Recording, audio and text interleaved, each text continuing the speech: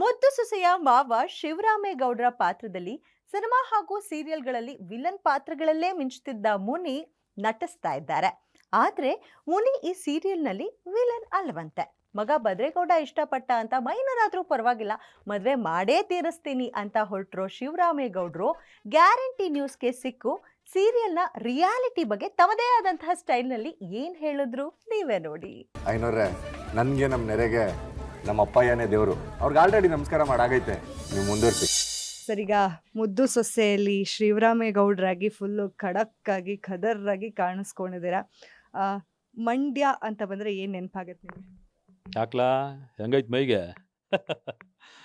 Guarantee ನ್ಯೂಸ್ನ ಎಲ್ಲ ವೀಕ್ಷಕರಿಗೂ ನಮಸ್ಕಾರ. ನಮಸ್ಕಾರ ಕಲ. ಮಂಡ್ಯ ಅಂದರೆ ಕಬ್ಬು ಸಕ್ಕರೆ ಅಂತ ಜನ. ಯಾಕ್ಲಾ ಏನ್ಲಾ ಆ ಒಂದು ಮುದ್ದಾದ ಒಂದು ಸೌಂಡ್ ಬರುವಂಥ ಒಂದು ನಮ್ಮ ಕನ್ನಡ ಭಾಷೆ. ಈಗ ಮಂಡ್ಯಲ್ಲಿ ದೊಡ್ಡ ದೊಡ್ಡ ಫ್ಯಾಕ್ಟ್ರಿಗಳನ್ನು ಮೇಂಟೈನ್ ಮಾಡ್ತಾರೆ. ಒಂದು ಗೌಡ್ರು ಮನೆ ತಂದವರು ನೀವು. ಗೌಡ್ರು ಹಿಂಗೆ ಊರಲ್ಲಿ ಬರ್ತಿದ್ದಾರೆ ಅಂದರೆ ಸಾಕಷ್ಟು ಜನ ಹೆದರ್ಕೊಳ್ಳೋರು ಜಾಸ್ತಿ, ಮರ್ಯಾದೆ ಗೌರವ ಕೊಡೋರು ಜಾಸ್ತಿ. ಆ ಮರ್ಯಾದೆ ಗೌರವ ಎಲ್ಲ ಎಷ್ಟು ಖುಷಿ ಕೊಡ್ತಾ ಇದೆ ಸರ್?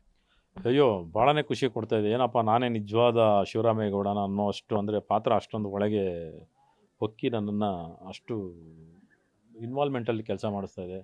ತುಂಬ ಒಳ್ಳೆ ಪಾತ್ರ ಶಿವರಾಮೇಗೌಡ. ಊರಲ್ಲಿ ತುಂಬ ದೊಡ್ಡ ವ್ಯಕ್ತಿ ಅವನು. ಎಲ್ಲರೂ ಗೌರವಿಸ್ತಾರೆ. ಆಮೇಲೆ ಇವಾಗ ಯಾರೇ ಮನೇಲಿ ಮದುವೆ ಗಿದ್ವೆ ಸಂಭ್ರಮ ಆದರೆ ಇವ್ರು ಮುಂದೆ ಇರಬೇಕು. ಇವ್ರ ಮನೇಲಿ ಏನಾದರೂ ತೊಗೊಂಡೋಗಿ ಅವ್ರಿಗೆ ಕೊಟ್ರೇ, ಒಂದು ತಾಳಿ ಆಗ್ಬೋದು, ಇನ್ನೊಂದಾಗಲಿ ಕೊಟ್ರೇ ಅವ್ರ ಮನೇಲಿ ಆ ಕಾರ್ಯಕ್ರಮ ನಡೆಯುವಂಥದ್ದು. ಅಷ್ಟು ದೊಡ್ಡತನ. ಆಮೇಲೆ ಇವ್ರ ಮುಂದೆ ಏನು ಮಾತಾಡ್ತಾರೋ, ಶಿವರಾಮೇಗೌಡ ಅಂದರೆ ಹಾಗೆ ಹೀಗೆ ಅಂತ ಏನು ಒಳ್ಳೆತನದಲ್ಲಿ ಮಾತಾಡ್ತಾರೋ, ಅವ್ರು ಇಲ್ದೇ ಇರೋ ಸಮಯದಲ್ಲೂ ಅವ್ರ ಬಗ್ಗೆ ಅಷ್ಟೇ ರೆಸ್ಪೆಕ್ಟ್ ಇಟ್ಕೊಂಡಿರುವಂಥ ಜನ. ಮನೇಲೂ ಅಷ್ಟೇ ಒಂದು ತುಂಬ ಕುಟುಂಬ. ಆ ತುಂಬ ಕುಟುಂಬದಲ್ಲೂ ಶಿವರಾಮೇಗೌಡನೇ ಬಾಸ್. ಅವ್ರು ಹೇಳ್ದಾಗೇ, ಅವ್ರು ಏನು ಹೇಳ್ತಾರೋ ಹಾಗೇ ನಡೆಯುತ್ತೆ. ಆ ರೀತಿ ಇರುವಂಥ ಒಂದು ಪಾತ್ರ ಭಾಳ ಪವರ್ಫುಲ್ ಇರೋಂಥ ಪಾತ್ರ. ಮಗ ಅಂದರೆ ಪ್ರಾಣ. ಮಗನಿಗೋಸ್ಕರ ಏನು ಬೇಕಾದರೂ ಮಾಡ್ತಾರೆ ಶಿವರಾಮೇಗೌಡರು. ಈಗ ಭದ್ರೇಗೌಡರಿಗೆ ಮದುವೆ ಮಾಡೋದು ಕೂಡ ಮುಂದಾಗಿದ್ದಾರೆ, ಮಗ ಇಷ್ಟಪಟ್ಟ ಅನ್ನೋ ಒಂದು ಕಾರಣಕ್ಕೆ. ಅಂದರೆ ಅಷ್ಟು ಪ್ರೀತಿನ ಮಗನ ಮೇಲೆ? ಅಯ್ಯೋ, ಖಂಡಿತ. ಯಾವುದೇ ತಂದೆ ತಾಯಿಗೆ ತನ್ನ ಮಕ್ಕಳಂದರೆ ಅಷ್ಟು ಪ್ರೀತಿನೇ. ಹಾಗೆ ನಾನು ಈ ಭದ್ರನ ಮೇಲೆ ಭಾಳ ಪ್ರೀತಿ. ಅವನು ಎಷ್ಟು ಪ್ರೀತಿ ಅಂದರೆ ಅವನೇ ಪ್ರಪಂಚ, ಅವನೇ ಅವನ ಹೃದಯ. ಅವನಿಗೆ ನೋವಾದರೆ, ಇವನಿಗೆ ಒಂದು ಕೈ ಕಾಲು ನೋವಾದ್ರೂ ನನ್ನ ಮಗನಿಗೆ ಎಲ್ಲೋ ನೋವಾದಂಗೆ, ನನ್ನ ಮಗನಿಗೆ ಏನೋ ತೊಂದರೆ, ಅಷ್ಟು ಪ್ರೀತಿ. ಮಗ ಅಂದರೆ ಅಷ್ಟು ಪ್ರೀತಿ ಮಾಡೋ ಅಂಥ ಒಬ್ಬ ಶಿವರಾಮೇಗೌಡ. ಮಗನೂ ಅಷ್ಟೇ. ಭದ್ರನು ತಂದೆ ಅಂದರೆ ಅವನು ಯಾವ ರೀತಿ ಅಂದರೆ ಆಕಾಶದ ಎತ್ತರಕ್ಕೆ ಅವನು ತಂದೆ ಮೇಲೆ ಅಷ್ಟೊಂದು ಪ್ರೀತಿ ಇಟ್ಕೊಂಡಿರ್ತಾನೆ. ಇವಾಗ ಜಾತ್ರೆ ನಡೆದ್ರೆ ಜಾತ್ರೆಯಲ್ಲಿ ಆ ದೇವ್ರು ಇರ್ತಾರಲ್ಲ, ಆ ದೇವ್ರ ಸ್ಥಾನದಲ್ಲಿ ತಂದೆನ ಇಟ್ಕೊಂಡು ಅವನು ಮೆರೆಸ್ತಾ ಇರ್ತಾನೆ. ಊರಲ್ಲಿ ಯಾರ ಹತ್ರ ಏನೇ ಮಾತಾಡಬೇಕು, ತಂದೆ ವಿಷಯ ಅಷ್ಟು ಗೌರವದಲ್ಲಿ ಇರ್ತಾನೆ. ತಂದೆ ಬಗ್ಗೆ ಏನಾದರೂ ತೊಂದರೆ, ಯಾರಾದರೂ ಕೆಟ್ಟದಾಗ ಮಾತಾಡಿದ್ರೆ ಅವ್ರನ್ನ ಬಿಡೋದಿಲ್ಲ. ಅಷ್ಟು ರೋಷ ಅವನಿಗೂ. ತಂದೆ ಮೇಲೆ ಅಷ್ಟೊಂದು ಅಭಿಮಾನ, ತಂದೆ ಅಂದರೆ ಅಷ್ಟು ಪ್ರೀತಿ. ಈ ಥರ ಒಂದು ತಂದೆ ಮಗಂದು ಭಾಳ ಪ್ರೀತಿ ವಾತ್ಸಲ್ಯ ಇರೋವಂಥ ಒಂದು ಇದು. ಈಗ ಮಗ ಇಷ್ಟಪಟ್ಟ ಅಂತ ಹೇಳಿ ಮದುವೆ ಮಾಡೋಕ್ಕೆ ಮುಂದಾದ್ರಿ, ಆದರೆ ಮೈನರ್ ಇದ್ದಾಳೆ ಅನ್ನೋ ಕಾರಣಕ್ಕೆ ಅದು ಮದುವೆ ನಿಂತು ಹೋಯಿತು. ನಿಮ್ಮನ್ನು ಕೂಡ ಹೇಳ್ಕೊಂಡು ಹೋದರು. ಸೊ ಆ ಸಿಚುವೇಶನಲ್ಲಿ ಏನಾಗ್ತಾ ಇತ್ತು? ನಿಮ್ಮ ತಲೆಯಲ್ಲಿ ಏನು ಓಡ್ತಾ ಇತ್ತು? ಇಲ್ಲಿ ಏನಂದರೆ ಬಾಲ್ಯ ವಿವಾಹನೇ ತಪ್ಪು.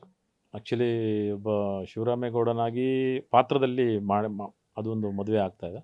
ಬಟ್ ನಿಜ ಜೀವನದಲ್ಲಿ ಮುನಿಯಾಗಿ ಅನ್ನೋದೇ ಆದರೆ ಅದು ಖಂಡಿತ ತಪ್ಪು. ಯಾಕೆಂದರೆ ಆ ಬಾಲ್ಯ ವಿವಾಹ ಆಗಬಾರ್ದು.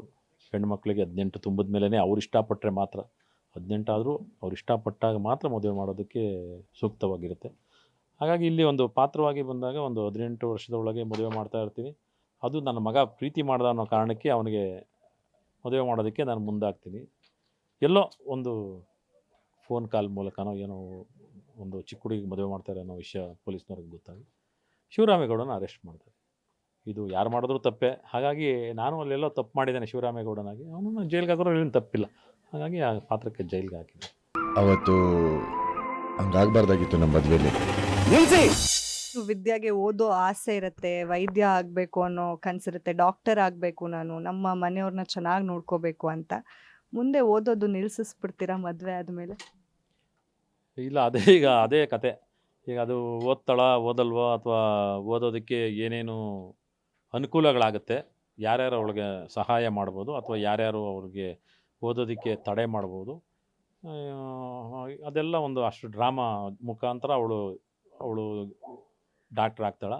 ಅಥವಾ ಡಾಕ್ಟ್ರ್ ಆಗಲ್ಲ ಅನ್ನೋದೇ ಕತೆ ಮುಂದುವರಿತಾ ಹೋಗುತ್ತೆ. ಅದಕ್ಕಿನ್ನ ತುಂಬ ಟೈಮ್ ಇದೆ. ಅವಳು ಏನು ಓದ್ತಾಳೆ ಇಲ್ಲ ಅಂತ ನನಗೂ ಗೊತ್ತಿಲ್ಲ. ನಾನು ಕತೆ ಪ್ರಕಾರ ನಾನು ಇವಾಗ ಆ್ಯಕ್ಟ್ ಮಾಡ್ತಾ ಹೋಗ್ತಾ ಇದ್ದೀನಿ. ಮುಂದೆ ಹೋಗ್ತಾ ಹೋಗ್ತಾ ಆಡಿಯನ್ಸ್ಗೆ ಗೊತ್ತಾಗುತ್ತೆ ಅವಳು ಓದ್ತಾಳಾ ಅಥವಾ ಡಾಕ್ಟ್ರ್ ಆಗ್ತಾಳಾ, ಇಲ್ಲ ನಮ್ಮ ಮನೇಲೇ ಪಾತ್ರೆ ತೊಳ್ಕೊಂಡಿರ್ತಾಳ ಅಂತ ಗೊತ್ತಾಗುತ್ತೆ. ಈಗ ನಿಮ್ಮ ಮಗ ಮೊದಲನೇದಾಗಿ ನಿಮ್ಮ ಹತ್ರ ಬಂದು ನನಗೆ ಈ ಹುಡುಗಿ ಇಷ್ಟ ಅಂತ ಹೇಳಿದಾಗ ನಿಮ್ಮ ರಿಯಾಕ್ಷನ್ ಏನಿತ್ತು? ಕೋಪ ಇತ್ತಾ, ಖುಷಿ ಇತ್ತಾ, ಬೇಸರ ಇತ್ತಾ? ಖಂಡಿತ ತಂದೆ ಆದವನಿಗೆ ಒಂದು ಆಸೆ ಇರುತ್ತೆ. ಅಯ್ಯೋ ನಮಗಿನ್ನ ಎತ್ತರವಾಗಿ ನಮಗೆ ನಮ್ಮ ಘನತೆ ಗೌರವಕ್ಕೆ ತಕ್ಕಂಥವ್ರ ಜೊತೆ ಅವ್ರ ಮನೆತನಕ್ಕೆ ನಮ್ಮ ಮನೆತನಕ್ಕೆ ತಕ್ಕಂಥವ್ರ ಜೊತೆ ಮದುವೆ ಮಾಡಬೇಕು ಅಂತ ಎಲ್ಲ ತಂದೆ ತಾಯಿಗೂ ಆಸೆ ಇರುತ್ತೆ. ಹಾಗೆ ನನಗೂ ಇದೆ. ನನಗೂ ಅದೇ ಥರನೇ ಇದೆ. ಶಿವರಾಮೇಗೌಡನಾಗಿ ನನಗೂ ಅದೇ ಒಂದು ಆಸೆ ಆಕಾಂಕ್ಷೆ ಇದೆ. ಆಗ ಕ್ಷಣಕ್ಕೆ ಕೋಪ ಬಂದಿದ್ದು ನಿಜ. ಹಾಗಾಗಿ ಬೇಡ ಅಂತಲೂ ಹೇಳಿರ್ತೀನಿ. ಆಮೇಲೆ ಅವ್ರ ಮನೆತನದಲ್ಲಿ ಸ್ವಲ್ಪ ಅವ್ರ ತಂದೆ ಕುಡುಕ ಅನ್ನೋ ಒಂದು ಕಾರಣ, ಅವನು ಸ್ವಲ್ಪ ಅವನಿಗೆ ಸಭ್ಯತೆ ಇಲ್ಲ ಅನ್ನೋ ಒಂದು ಕಾರಣಕ್ಕೆ ಬೇಡ ಅಂತ ಅಂದಿದ್ದು ಉಂಟು. ಆದರೆ ಮಗ ಇಷ್ಟಪಟ್ಟ ಮೇಲೆ ಮಗನ ಆಸೆನೂ ಈಡೇರಿಸ್ಬೇಕಲ್ವ. ಹಾಗಾಗಿ ಶಿವರಾಮೇಗೌಡ ಎಲ್ಲೋ ಕೆಳಗೆ ಬಂದು, ಯಾಕೆಂದರೆ ಮಗನ ವಿಷಯದಲ್ಲಿ ಅವ್ನು ಪಾತಾಳಕ್ಕೆ ಬೇಕಾದ್ರೂ ಹೋಗುವಂಥ ಒಂದು ಪಾತ್ರ, ಕ್ಯಾರೆಕ್ಟರ್ ಅವನು.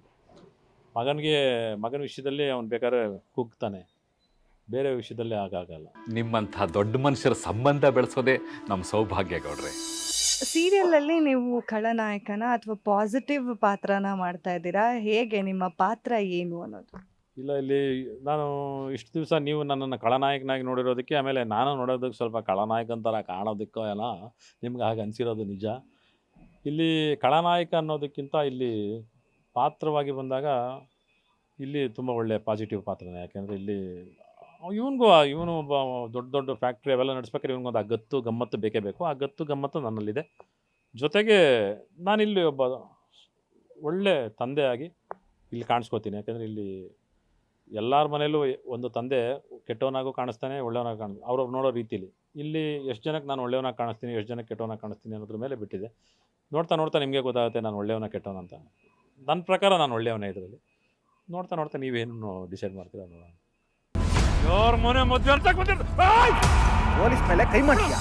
ಸೊ ಯಾಕೆ ನಿಮ್ಮ ಸೀರಿಯಲ್ನ ನಮ್ಮ ಆಡಿಯನ್ಸ್ ನೋಡಬೇಕು, ಹಾಗೆ ಏನನ್ನ ಎಕ್ಸ್ಪೆಕ್ಟ್ ಮಾಡ್ಬೋದು ನಿಮ್ಮ ಸೀರಿಯಲ್ನಿಂದ ಅನ್ನೋದನ್ನು ನೀವೇ ಹೇಳಿಬಿಡಿ ಸರ್. ಇದು ನಿಮ್ಮ ಮನೆ ಮಗಳ ಕತೆ, ನಿಮ್ಮ ಮನೆಯ ಸೊಸೆ ಕತೆ, ನಿಮ್ಮ ಮನೆಯಲ್ಲಿ ಯಾವುದೋ ಒಂದು ಮಗುವಿನ ಕತೆ. ಎಲ್ಲರ ಮನೆಯಲ್ಲೂ ಇದು ಇದ್ದಿದ್ದೆ.